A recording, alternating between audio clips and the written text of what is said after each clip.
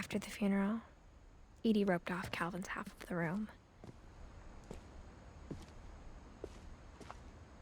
Mom said Grandpa Sam enlisted at 18 and never set foot in the room again.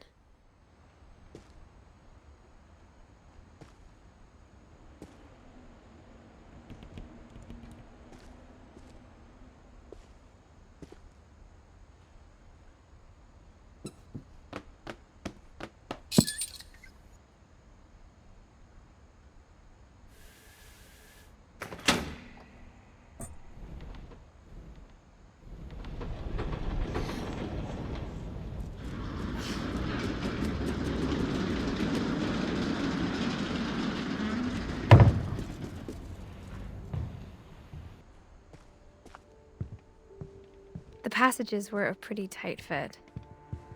They'd obviously been built for smaller hands and bellies.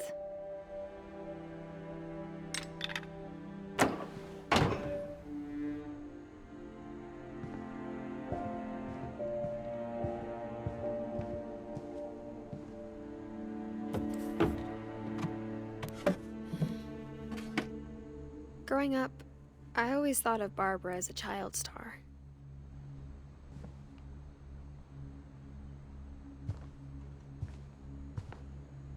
I never thought about how hard it must have been for her afterwards.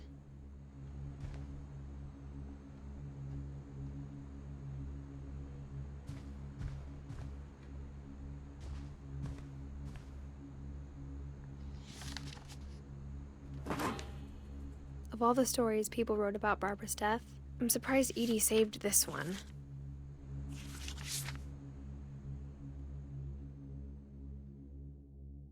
Old Jack here with another ghastly tale inspired by America's most unfortunate family.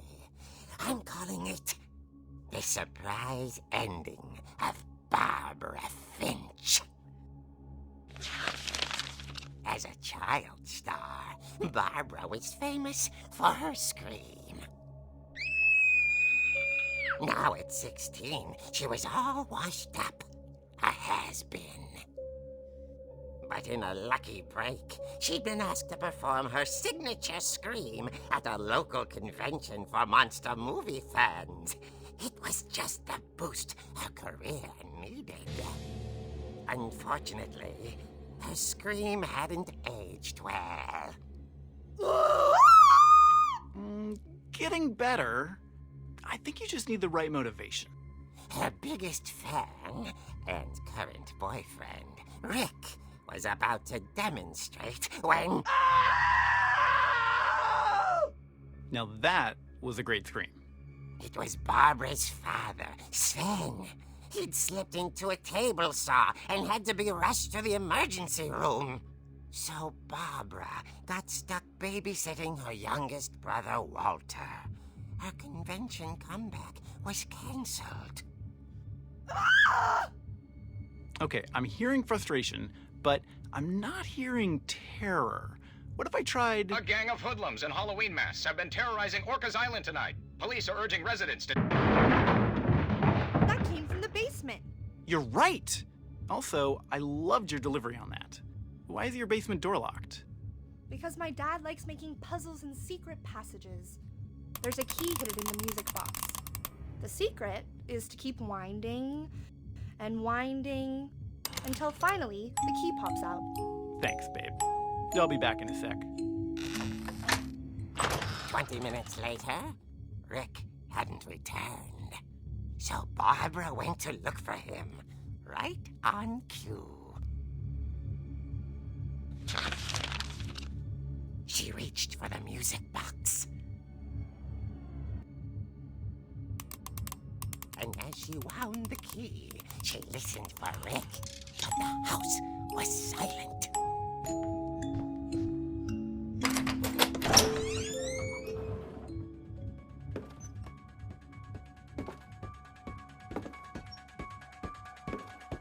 She found Rick's crutch and imagined the worst.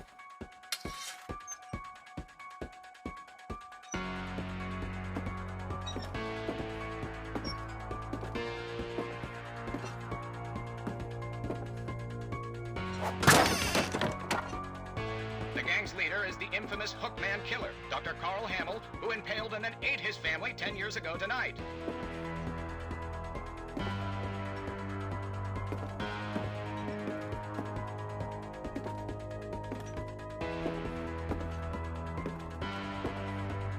The old fridge rattled and grew still.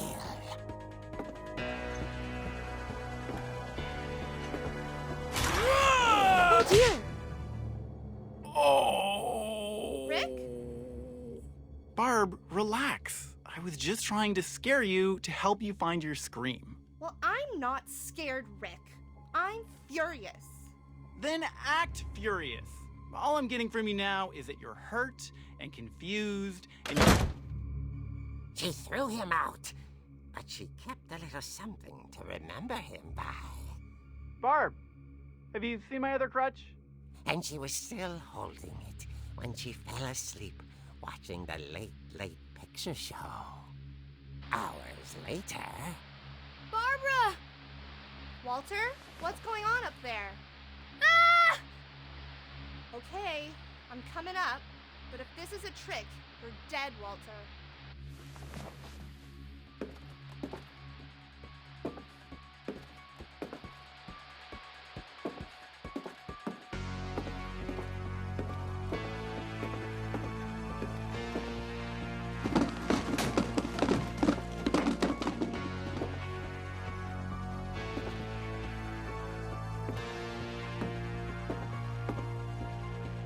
Walter, are you there? Walter had vanished, but his bedside radio was still on. Orcas Island police describe the man as 6 feet tall, with a steel hook for a hand. Residents are urged to lock all doors and windows and notify the police of any suspicious activity. Barbara turned, saw the Hookman, and was speechless. He was quite smashing. And who he was, he couldn't get enough of Barbara. Okay, Barbara, there's gotta be another way out of here. That night, she played her part beautifully.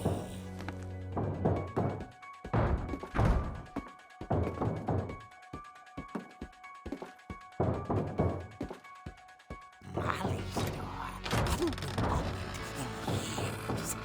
The hinges groaned.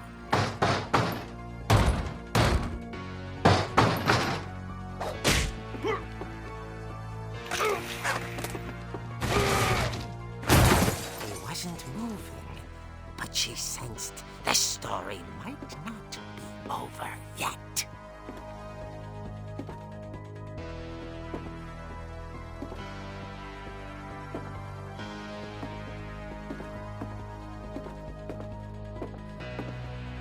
The Hookman had vanished.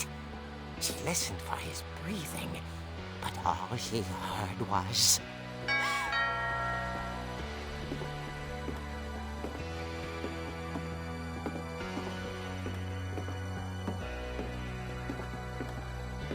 At the door, she heard whispering. It was coming from inside the house.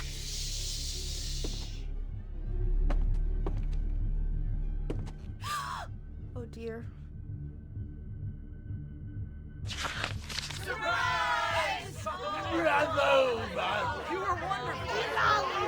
monsters had come to surprise her. For Barbara, it was a dream come true. Then she saw what kind of monsters they were, and she realized what was about to happen.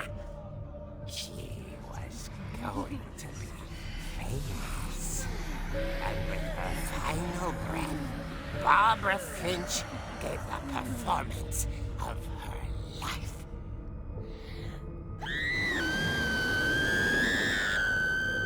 I wasn't there myself, but I hear Barbara was magnificent. Poor girl. She had a taste for stardom, But unfortunately, so did her fans.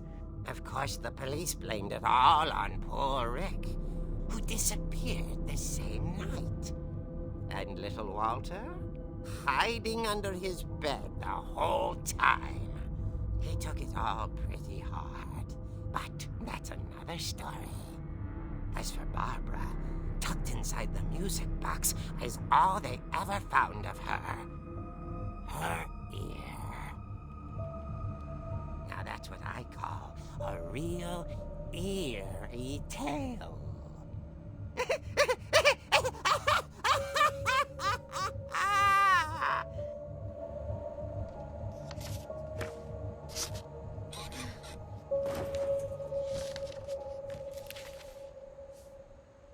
Edie told me all Barbara wanted was to be remembered, as absurd as that comic was. Maybe what Edie saw was a happy ending.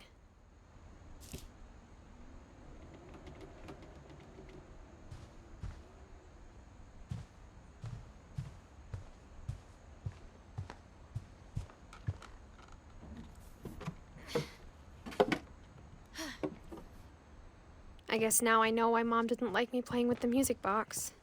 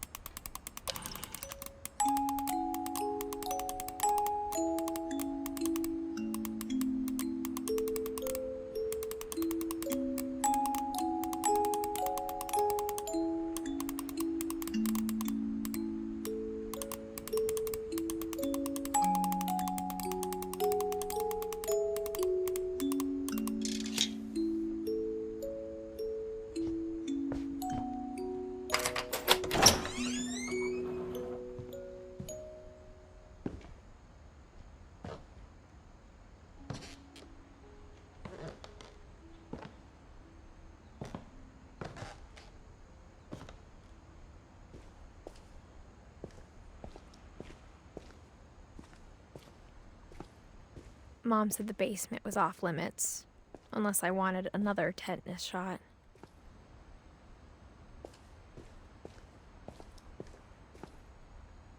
I saw Edie sneak down to the basement once, carrying packages. I thought maybe she was hiding presents. It turned out she was hiding a lot more than that.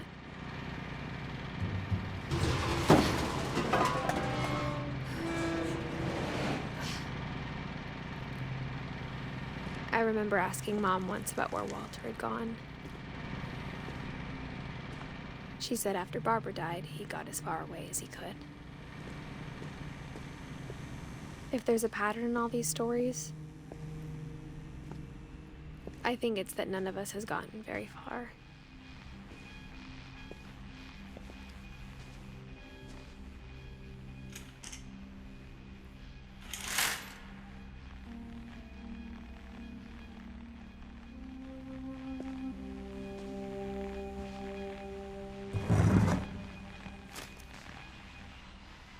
Goodbye, everyone.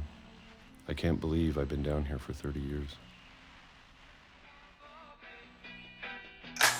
On that first day, after the shaking started, I didn't think I'd survive a week.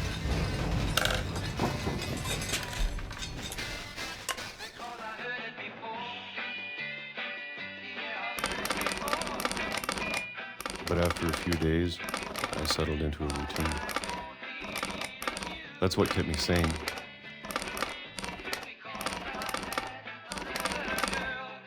Having a schedule, living for today. I always expected to be dead tomorrow. But if you wait long enough, you get used to anything.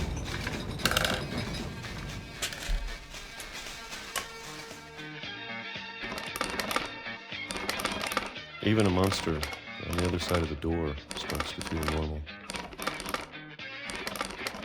Almost friendly.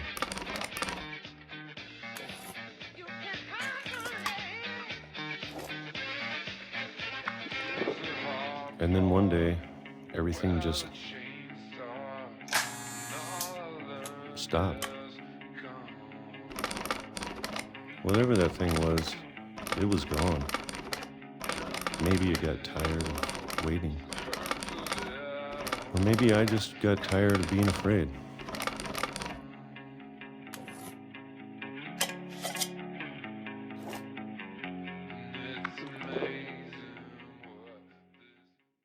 It's been a week now, the longest in 30 years.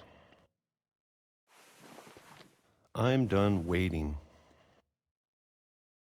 I have to leave while I still can.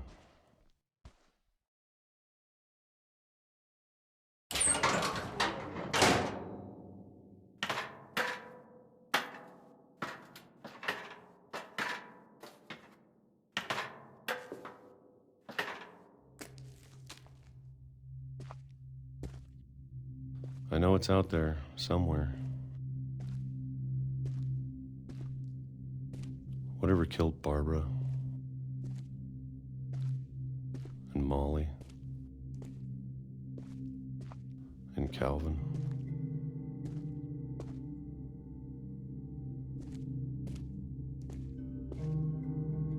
Maybe this is all a mistake. But I need to stop living the same day, even if it kills me.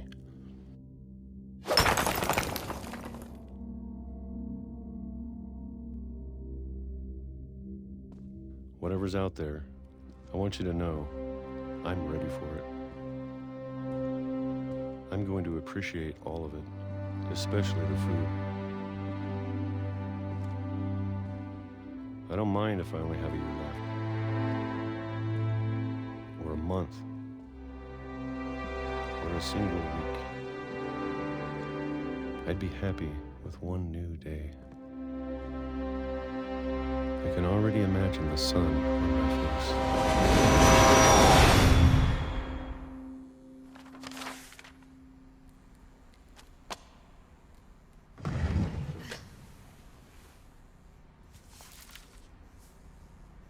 Walter died when I was 6.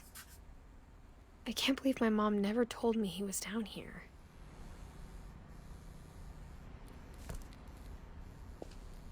I'm sure my mom was trying to protect me.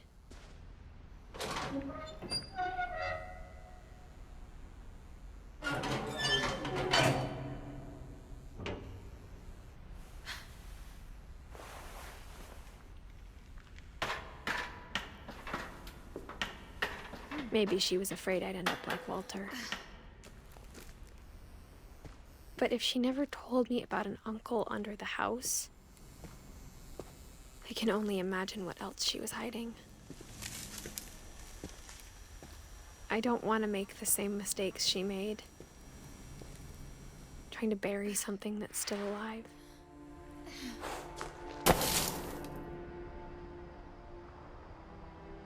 Now that there's only one of us left, or maybe 2, I thought it was time I heard the stories for myself and found out what happened to everyone else. But now I'm worried the stories themselves might be the problem. Maybe we believed so much in a family curse, we made it real.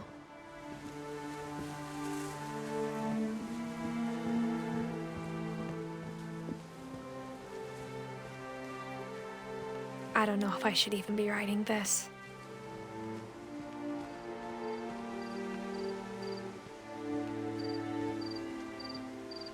Maybe it'd be better if all this just died with me.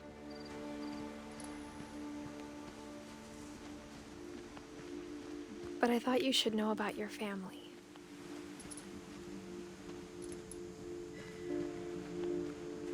And the history you're a part of.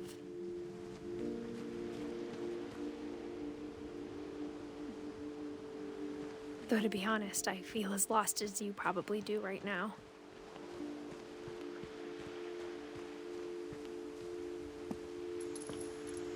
I think the people in these stories believed them, for what that's worth.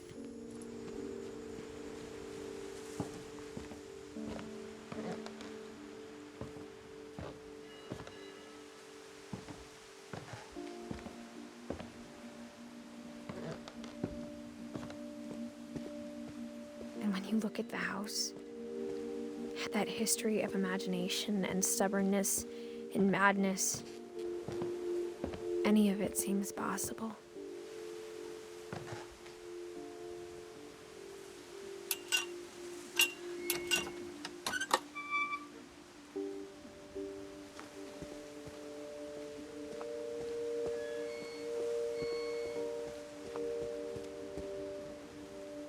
I think we've been surrounded by death for so long, we've just gotten used to it. What kind of family finishes building a cemetery before starting the house?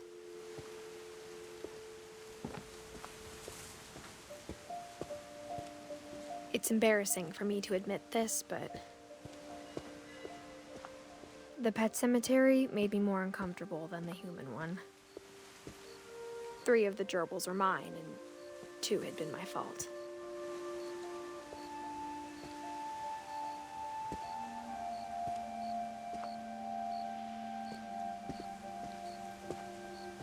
Sven built the house, but it was Edie who designed the cemetery.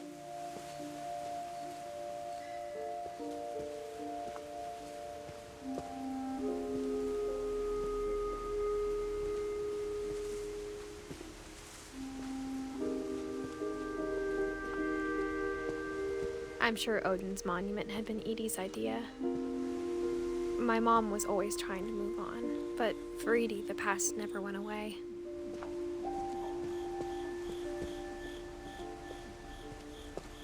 She could see it poking out of the water at low tide.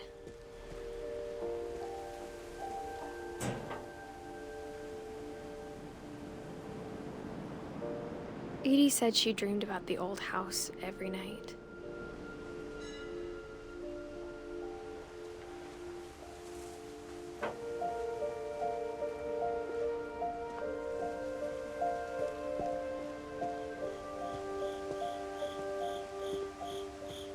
Edie's side was always easier for me to understand. But the older I get, the more I can see where my mom was coming from.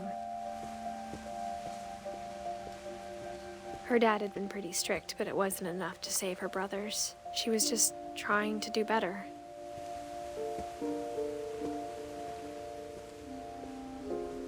She lost 2 of her brothers, just like I did. I get why she tried so hard to protect us.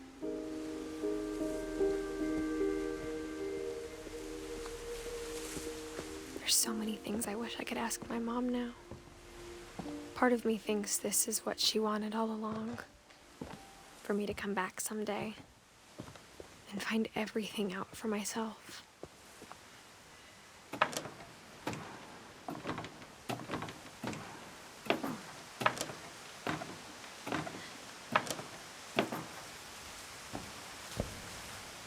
But looking back on it now,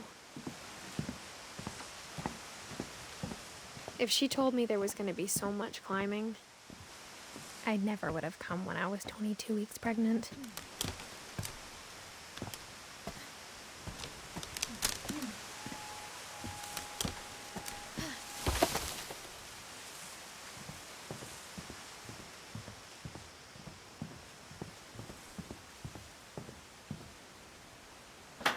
I never met Grandpa Sam, but I think he and my mom had a lot in common.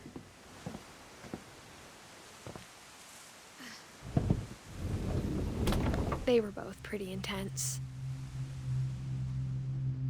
Sam spent his life shooting photos, but Mom said he got nervous being in front of the camera. I guess we're all afraid of something. Instead of hiding from death, Sam seemed to go out of his way to meet it.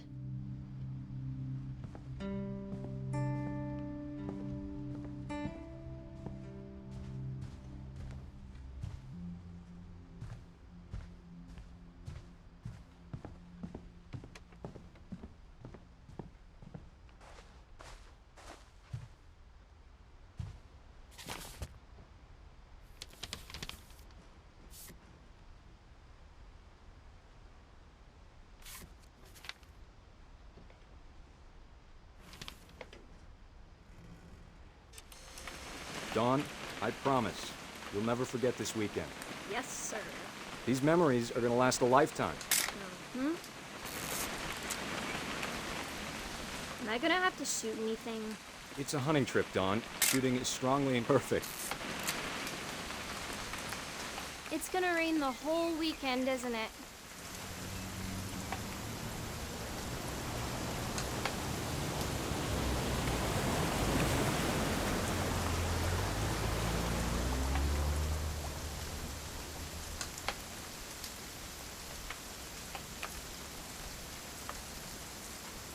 Please just take the damn picture.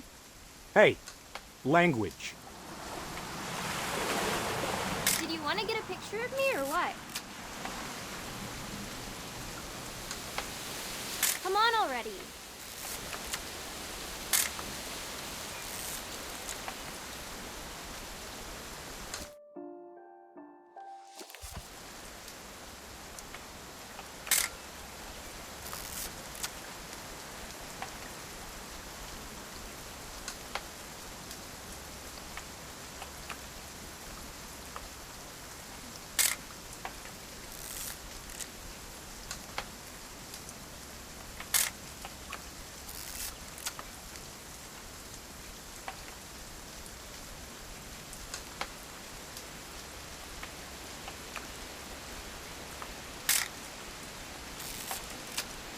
I will never forget this weekend, Dad. That's the spirit. Okay, got it. I'm gonna take some pictures, okay? Just be careful. That camera's older than you are.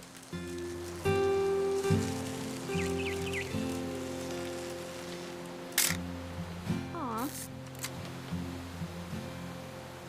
You're right, Dad. It's starting to clear up. Still freezing, though.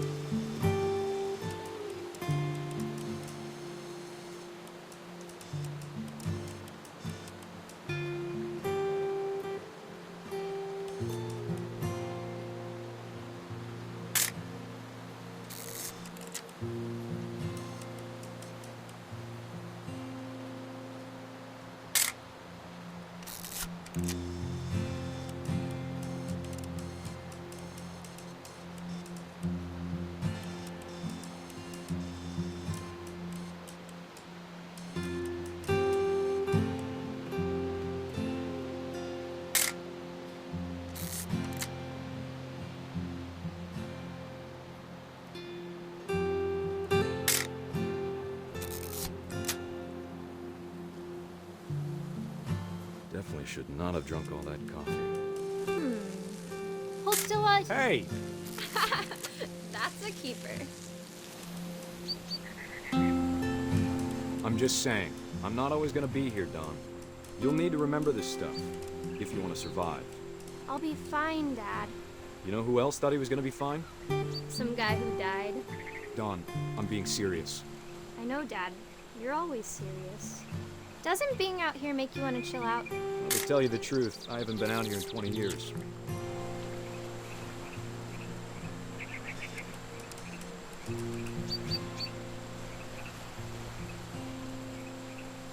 Last time I was with my brother Calvin. Man, that was a great trip. Your grandpa Sven taught us how to fish, how to build a fire. We found an old logging trail. There were deer everywhere. Dad! Good eyes, Dawn.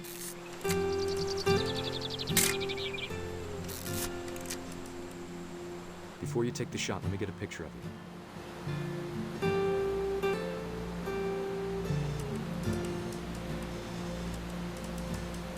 Dad, I... Just breathe. Turn. Let me get behind you. Do I have to do this? Dawn, you don't have to do anything. want to survive, you'll need to be strong. Great shot, Don!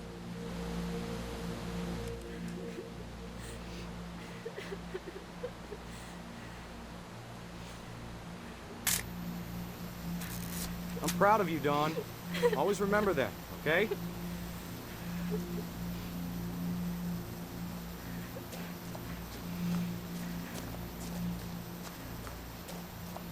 Sorry, Don, just gotta reset the timer.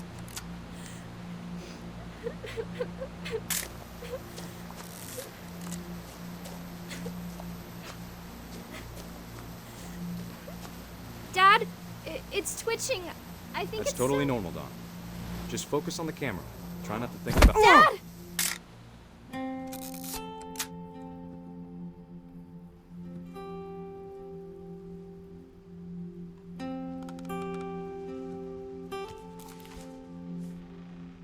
Of all these stories, that's the one I wish most that my mom had told me.